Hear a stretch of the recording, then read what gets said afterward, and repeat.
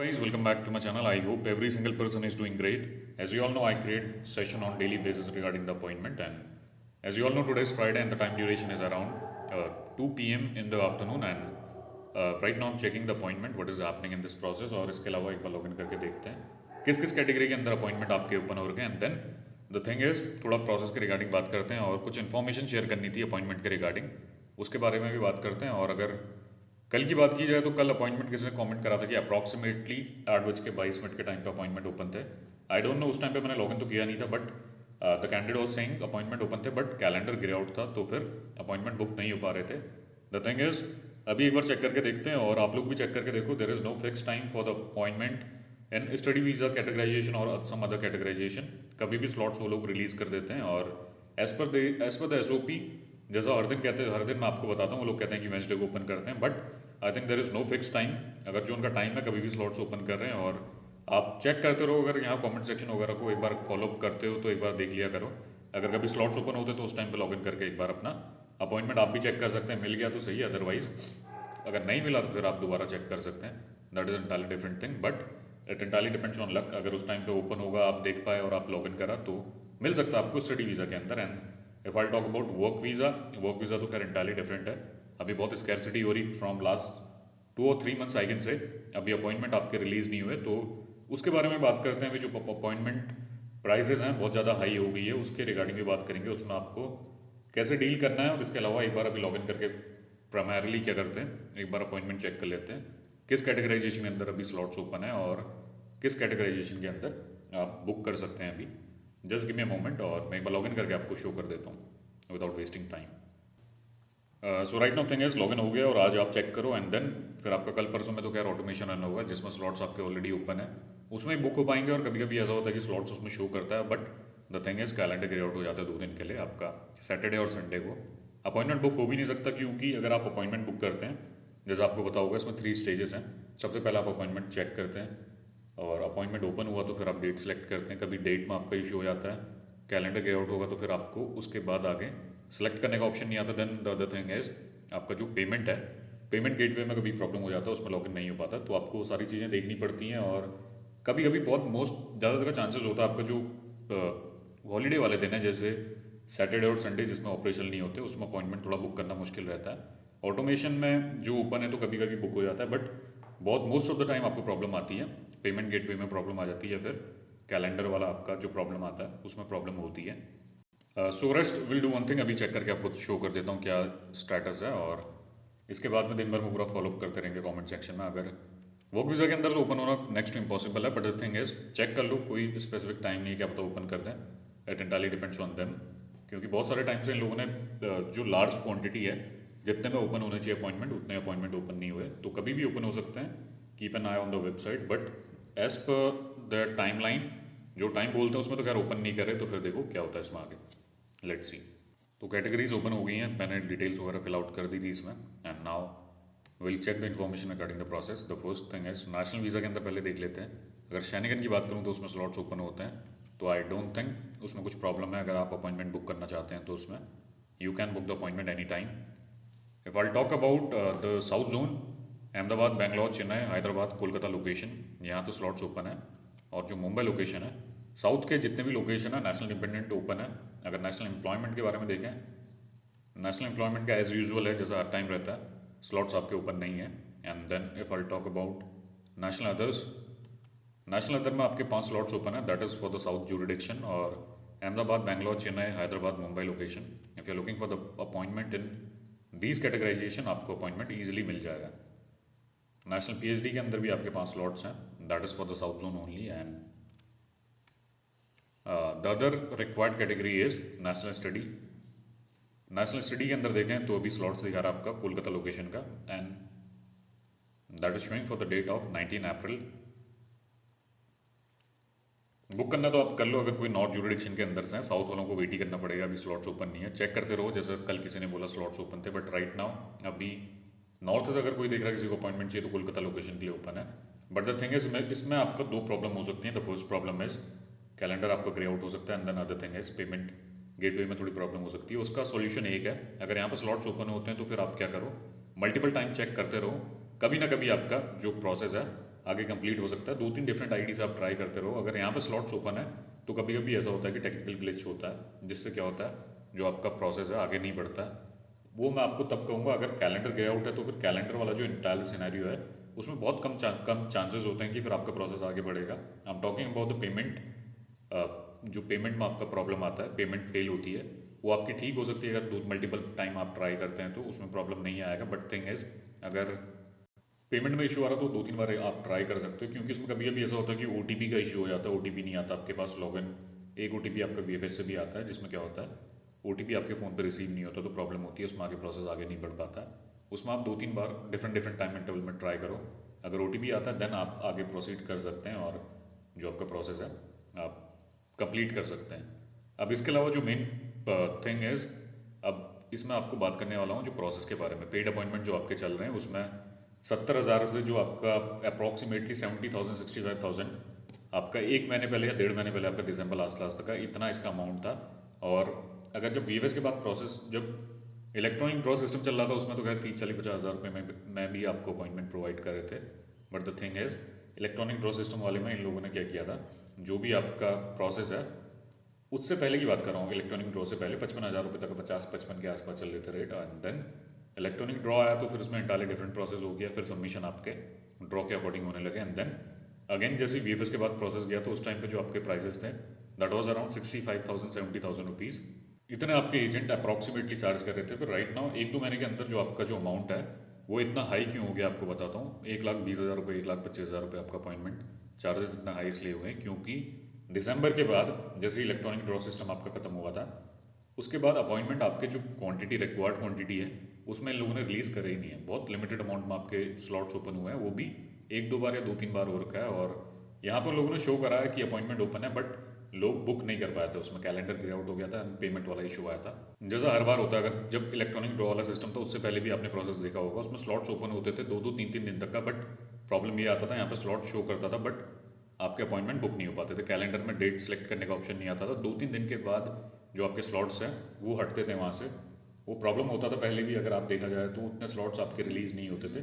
Same thing अभी भी हो रहा है। और अभी वाला जो टाइम है इसमें जैन वाले टाइम पे, फेब वाले टाइम पे बहुत कम स्लॉट्स इन लोगों ने रिलीज़ करे, तभी जो अपॉइंटमेंट है उसकी स्कैरसिटी हो गई है और डिमांड बहुत ज़्यादा बढ़ चुकी है। अगर आप देखो यहाँ से, if I talk about the candidate from India, Nepal, Bangladesh, Sri Lanka, अलग अलग लोकेशन से, वो लोग बाहर वाले भी इंडिया के अंदर सबमिशन करते हैं न्यू दिल्ली लोकेशन के अंदर। तो अभी रिक्वायरमेंट थोड़ी ज़्यादा बढ़ गई है तो उन लोगों ने, एजेंट लोगों ने क्या किया, प्राइसेस बहुत ज़्यादा हाई कर दिए और अपॉइंटमेंट सेल आउट हो रहे हैं। ऐसा नहीं है कि अभी इन लोगों ने स्लॉट्स वगैरह रिलीज़ नहीं करे मैनुअल तो फिर अपॉइंटमेंट के सबमिशन होने बिल्कुल बंद हो गए, ऐसा बिल्कुल नहीं हुआ है। स्लॉट्स आपके बिक रहे हैं और लोग सबमिशन कर रहे हैं। अभी लास्ट वाले टाइम पर देखो तो 8 से 10 कैंडिडेट के साथ स्कैम हुआ है। वो जैसा मैंने आपको पुरानी वीडियो में बताया था, नेपाल के थे। यहाँ पर वो लोग अपना सबमिशन करने के लिए आए, उनको पता चला नेशनल अदर कैटेगरी में उनका अपॉइंटमेंट बुक है और नेशनल एम्प्लॉयमेंट की रिक्वायरमेंट थी, उनका तो खैर सबमिशन हो नहीं पाया। एंड देन जो रेस्ट ऑफ द कैंडिडेट हैं जिसने जेन्युइन एजेंट के थ्रू अपना अपॉइंटमेंट बुक किया था उन लोगों के सबमिशन हुए। बट थिंग इज अगर मैं देखूँ तो इसमें रिजेक्शन बहुत ज़्यादा हाई है। रेशियो आपका सेम ही रहेगा क्योंकि ऐसा होता है कि एक आपको मैं प्रोसेस के बारे में बता रहा हूँ on the basis of experience, because I am following the process from last 2 years. तो मैं इसमें आपको इन्फॉर्मेशन शेयर कर रहा हूँ कि जैसे अगर ऐसा होता है जब ये लोग अपॉइंटमेंट रिलीज़ करने कम कर देते हैं तो उस टाइम पे रिजेक्शन भी बढ़ जाते हैं इनके, क्योंकि जो ज़्यादा सबमिशन होते हैं आपको पता है VFS के थ्रू, VFS में जो भी ब्लैक मार्केटिंग और जो भी हो आप एजेंट के थ्रू आपके जो अपॉइंटमेंट मिलते हैं उसके सबमिशन होते हैं तो उसमें रिजेक्शन रेशियो उतना सही नहीं रहता। अगर आप अभी किसी भी एजेंट से बात करोगे या प्रोसेस के बारे में उससे पूछोगे, अगर किसी भी आप अपना अपॉइंटमेंट परचेज कर रहे हैं तो कोई जेन्युइन एजेंट है तो उससे पता करना आप कि जो लास्ट के उसके कैंडिडेट थे, जितने लोगों ने सबमिशन करा उसमें कितने लोगों का वीज़ा लग गया है, उस पर सारा डिटेल वगैरह रहता है। और अगर कोई अपॉइंटमेंट ले रहा तो फिर उसको उसके साथ तो खैर इन्फॉर्मेशन डिस्क्लोज करता ही है, वीज़ा का क्या रिजल्ट रहा। अगर देखा जाए 20 कैंडिडेट हैं, 20 कैंडिडेट में 2 से 3 कैंडिडेट का आपका इतना रेशियो है, 20 में से 3 कैंडिडेट के आपके वीज़ा लग रहे हैं जो पेड अपॉइंटमेंट आपके परचेज करें। अब देखा जाए इसमें जो 17 कैंडिडेट हैं, 17 कैंडिडेट को तो बहुत हैवी लॉस हो गया। 1,20,000 1,30,000 इतने के उन लोगों ने अपॉइंटमेंट परचेज करें। और अगर रेशियो भी देखें, देखो पैसे कमाने वाले एजेंट वाले पैसे कमा ही रहे हैं, VFS वाला जो है प्रोसेस उनका चल ही रहा है, आपको पता है कैसे चल रहा है। अगर 1,30,000, अगर rough and foreign example I am taking 1 lakh rupees जो आपका अमाउंट है, अगर 30 कैंडिडेट भी सबमिशन कर रहे हैं तो उनके पास कितना पैसा गया, अप्रॉक्सीमेटली 30 लाख के आसपास चले गया एजेंट के पास। और जो आपका रेशियो है वो क्या है, अप्रॉक्सीमेटली आपका 3 कैंडिडेट का भी निकला तो जो बाकी 27 लाख रुपए जो आप लोगों के मिक्स में जा रहे हैं एक वॉल्यूम बता रहा हूँ आपको, उसका पूरा लॉस है आप लोगों को। अगर पर हेड देखें तो पर हेड तो खैर आपका 1-1.5 लाख रुपए लॉस होता है, बट अगर मास में देखें तो बहुत ज़्यादा लॉस हो रहा है लोगों को। अगर प्रोसेस के बारे में देखा जाए, अगर मैनुअल वही होते तो आपके अप्रॉक्सीमेटली अगर देखा जाए तो 30,000 के अपॉइंटमेंट होते, वही आपके 30 लाख रुपए के ऊपर जा रहे हैं। 30 अपॉइंटमेंट की बात कर रहा हूँ, आप परचेस करते हैं तो अप्रॉक्सीमेटली आपके 3,000 रुपये के आसपास अगर देखा जाए, 30,000 के आसपास के आपके अपॉइंटमेंट 30-35 लाख रुपए के बिक रहे हैं, क्योंकि एक अपॉइंटमेंट 1,20,25,000 रुपये का आ रहा है। और फ़ायदा नहीं है अभी अगर आप पेड अपॉइंटमेंट लेके भी सबमिशन करते हो, that is not worth at all. The thing is, अभी ये बताने का पूरा जो मोटिव इसके पीछे ये है कि थोड़ा टाइम आप रुक जाओ। अभी आफ्टर अ टाइम बीइंग जैसे ही एक बार स्लॉट्स रिलीज़ होने दोबारा स्टार्ट होंगे तो फिर क्या होगा, जो प्रोसेस रेट हैं ये भी थोड़े कम हो जाएंगे। और अगर मैनुअल ओपन होना स्टार्ट हो गया तो फिर उसके बाद सिनेरियो है, जो अभी जो स्कैरसिटी है जिसकी वजह से बहुत राइज हो रहा है प्राइस, वो आपका कम हो जाएगा। अगर थोड़ा भी कम होता है तो थोड़ा आपको फ़ायदा हो जाएगा, उसमें रिस्क लेने का आपको थोड़ा फ़ायदा रहेगा। अगर फिर 50-60,000 रुपीज़ के आसपास आता है या फिर 35-40,000 रुपये के आसपास अपॉइंटमेंट के आपके रेट होते हैं, ऐसा हो सकता है आने वाले टाइम पे। जो अभी वाला टाइम है जितना आपका अपॉइंटमेंट के रेट है वो बिल्कुल जेन्युइन और वर्थ नहीं है। अगर देखा जाए तो बहुत ज़्यादा लोग चार्ज कर रहे हैं, एजेंट लोग चार्ज इसलिए कर रहे हैं क्योंकि लोग अपॉइंटमेंट परचेज कर रहे हैं, नेपाल से हैं, बाहर से हैं लोग, इंडिया से हैं। एक रेशियो इतना है, इतने कम से कम अप्रॉक्सीमेटली सबमिशन उनके हर बार में हो ही रहे हैं। लॉट पूरा जा रहा है आपका, सबमिशन हो रहा है, उसमें जो रेशियो है आपको मैंने बता ही दिया कैसे आपका सबमिशन वगैरह हो रहा है। ऐसा नहीं है कि अगर अपॉइंटमेंट ओपन नहीं हो तो लोग सबमिशन नहीं कर रहे, लोग पैसे दे रहे हैं, सबमिशन कर रहे हैं, रिजेक्शन भी आ रहे हैं। अगर आप कमेंट सेक्शन वगैरह देखो, इसमें बहुत सारे कैंडिडेट मेंशन कर रहे रहते हैं उन लोगों ने सबमिशन करा, 10 नंबर का रिजेक्शन आ गया, and then apart from that 3 number, 4 number, 5 number जिसका भी रिजेक्शन आया, तो सब लोग मेंशन कर रहे हैं। तो रेशियो वैसी है।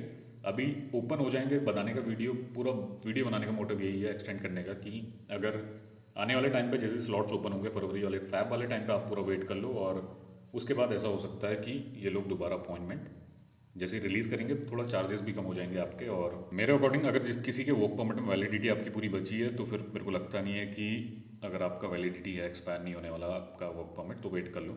अभी अपॉइंटमेंट परचेस मत करना, और वर्थ नहीं है बिल्कुल भी।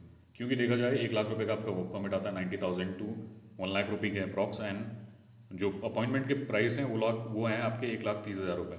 तो मेरे को बिल्कुल वर्थ नहीं लगता। अगर आप करना चाहते हैं सबमिशन आप कर सकते हैं, एंड रेस्ट पूरा आपका डिसीजन रहता है। But right now this is not the right time for going ahead in this process। अभी थोड़ा आप स्टॉप लगा सकते हैं इस प्रोसेस में, और थोड़ा वेट कर सकते हैं 1-2 महीने के लिए। अगर अपॉइंटमेंट मैनुअल ओपन होते हैं तो उसको चेक करो आने वाले टाइम पे फैब वाले, फिर उसके बाद देखो आगे। अदरवाइज जो प्राइस है मैंने आपको बता दिया, लॉस हो सकता है, बहुत हाई रिस्क है। अगर फिर भी आपके पास पैसा है, अगर आप लगाना चाहते हैं तो it entirely depends on you. और अगर आपका एजेंट अगर आपको ऐसा कहता है कि अभी के टाइम पे अपॉइंटमेंट आप सबमिशन करोगे तो वीज़ा लगने के चांसेस हैं, तो फिर इसमें जो आंसर है वो है कि आपका रिस्की प्रोसेस है।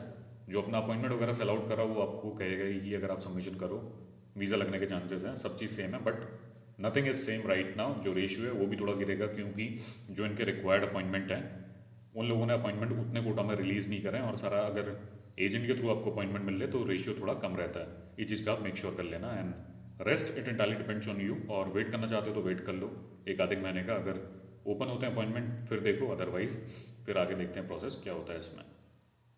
क्योंकि अगर प्रोसेस के बारे में देखूँ तो लास्ट 1-आधे साल में जैसा जो आपको टाइम बता रहा हूँ, ऐसा हुआ है कि बहुत टाइम तक का 2-3 महीने के लिए अपॉइंटमेंट ओपन नहीं हुआ, एंड देन लास्ट ईयर भी सेम ही हुआ था। साउथ जोन का तो खैर बिल्कुल बंद हो गया था। अगर लास्ट 2023 की बात करूँ, जैन, फेब, मार्च, अप्रैल, इस टाइम पे इन लोगों ने स्लॉट्स अपने रिलीज़ करने बहुत कम कर दिए थे, एंड देन क्या हुआ आपका, उसके बाद नॉर्थ के आपके बराबर स्लॉट्स ओपन हो रहे थे, फिर कुछ टाइम बाद आपके रिलीज़ हुए स्लॉट्स, और उस टाइम पे भी बहुत ज़्यादा रेट हाई हो गए थे। पहले क्या था कि अप्रॉक्सीमेटली आपके अपॉइंटमेंट नॉर्थ के आपके 30,000 रुपीज़ के मिल रहे थे, एंड देन जो साउथ वाला ज्यूरिडिक्शन है उसमें थोड़ा अपॉइंटमेंट के प्राइस आपके हाई हो गए थे। फिर बाद में नॉर्मल हो गया था आपका सारा। उस टाइम पे जो प्राइस थे आपके 50-60 हज़ार रुपये चले गए थे, एंड देन लेटर ऑन जब स्लॉट्स ओपन होने स्टार्ट हुए फिर प्रोसेस आपका नॉर्मल हो गया था। और ऐसे ही अभी भी हो रहा है, और वेट कर सकते तो वेट कर लो, otherwise it entirely depends on you. और साइट को आप चेक करते रहो, नेक्स्ट वेंसडे का टाइम है, तब तक वेट करो। अगर ओपन हो जाते हैं स्लॉट्स तो सही है, अदरवाइज फिर देखो क्या होता है आगे का। ओपन हो जाएंगे, ऐसा नहीं है कि पूरा फ्रीज ही रहेगा। आने वाले टाइम पर स्लॉट्स ये लोग रिलीज़ करेंगे, क्योंकि इनको भी अपना कोटा वगैरह शो करना पड़ता है, इतने स्लॉट्स रिलीज़ करें, इतने मैनुअल अपॉइंटमेंट मिले। So that's how the process works. अभी के टाइम पे थोड़ा स्लो है प्रोसेस, तभी सारी प्रॉब्लम आ रही, सब लोगों को इतने प्रॉब्लम फेस कर रहे हैं। और अब जैसा मैं कहता हूँ, I do not promote the paid appointment. अगर आप भी पेड अपॉइंटमेंट परचेज करोगे तो थोड़ा प्रमोशन होती है पेड अपॉइंटमेंट की, और प्राइसेस आपके हाई रहेंगे अगर जितना आप लोग अगर इसको बढ़ावा दोगे तो. That's how the process works for every country. और अभी देखो आने वाले टाइम पे क्या होता है. That's all from my and. और कुछ क्वेरीज वगैरह होंगी, you can ask me right now in the comment section. I will help you out. Thank you guys.